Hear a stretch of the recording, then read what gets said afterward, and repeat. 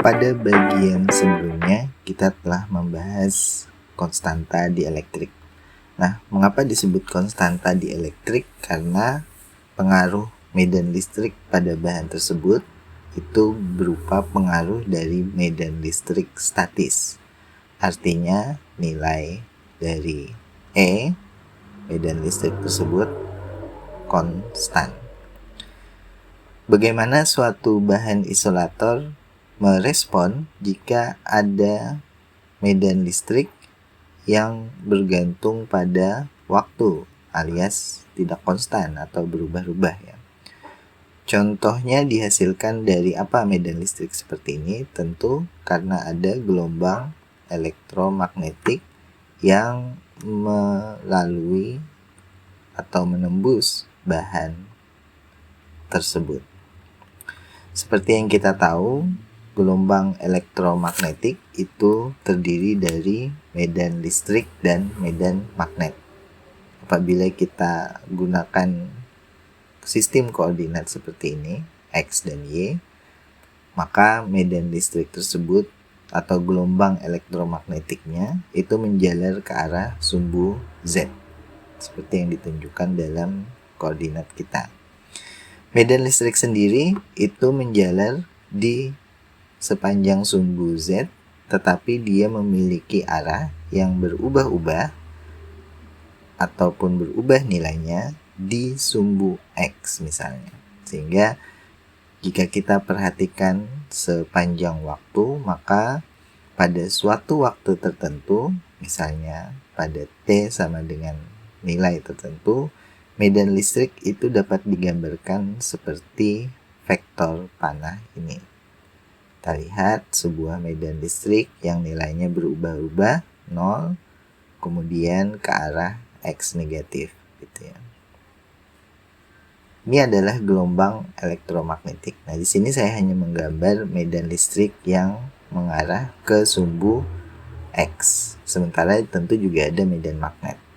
Nah, yang kita perhatikan kali ini adalah bagaimana pengaruh medan listrik ini terhadap suatu bahan, yaitu bahan isolator. Nah, karena itu kita tidak menyebutnya lagi kita tidak menyebut lagi konstanta dielektrik, karena kali ini nilai dielektriknya itu berubah-ubah. Kita sebut untuk respon bahan terhadap gelombang elektromagnetik seperti ini, itu yang mempengaruhi adalah nilai fungsi dielektrik.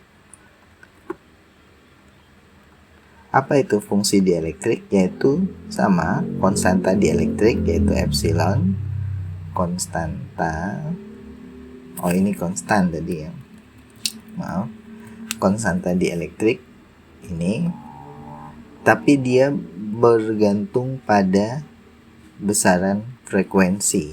Jadi fungsi dielektrik itu adalah di mana nilai konstanta dielektrik yang bergantung pada besaran frekuensinya. Nah, dari sini akan kita lihat bagaimana respon bahan tersebut.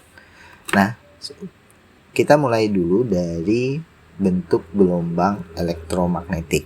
Seperti yang biasa dilakukan, maka kita bisa mengabaikan medan magnet. Pertama karena nilainya cukup kecil, yang kedua karena nanti yang mendominasi itu adalah pengaruh dari medan listrik.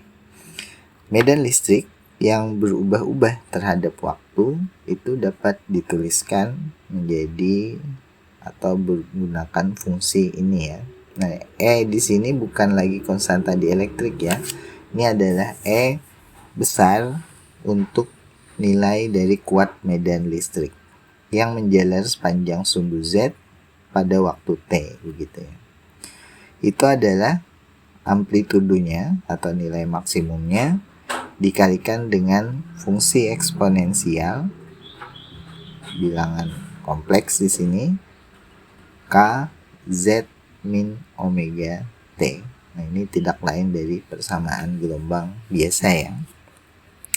Hanya saja bilangan K di sini yang ini, K itu sama dengan 2 pi N besar dibagi lambda 0.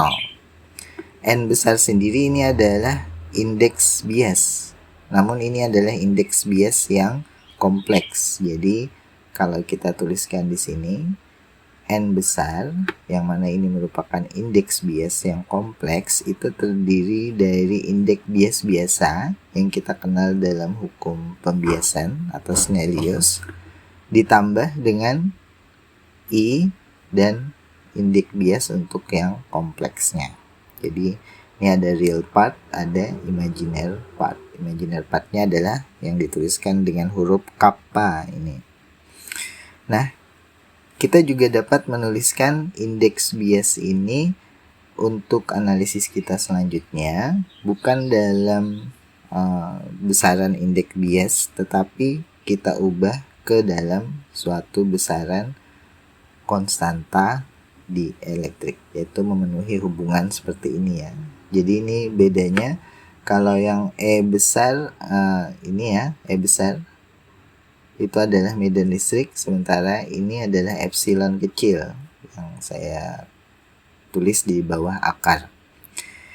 Ini juga merupakan besaran atau fungsi di elektrik yang mana dia merupakan fungsi yang kompleks. Jadi terdiri dari dua suku, yaitu suku yang real dan juga suku yang imajiner. Nah, untuk dua nilai ini, real dan imajiner, kita bisa masukkan kembali ke dalam persamaan gelombang di atas atau persamaan gelombang ini ya. Sehingga sekarang bentuknya adalah seperti ini, yaitu E yang bergantung pada posisi dan waktu itu adalah nilai maksimum medan listriknya berubah-ubah sesuai dengan fungsi eksponensial bilangan kompleks dari omega akar epsilon, ini fungsi di elektriknya, dibagi K Z dikurangi omega T. Nah, ini adalah bentuk dari perubahan medan listrik terhadap ruang dan terhadap waktu.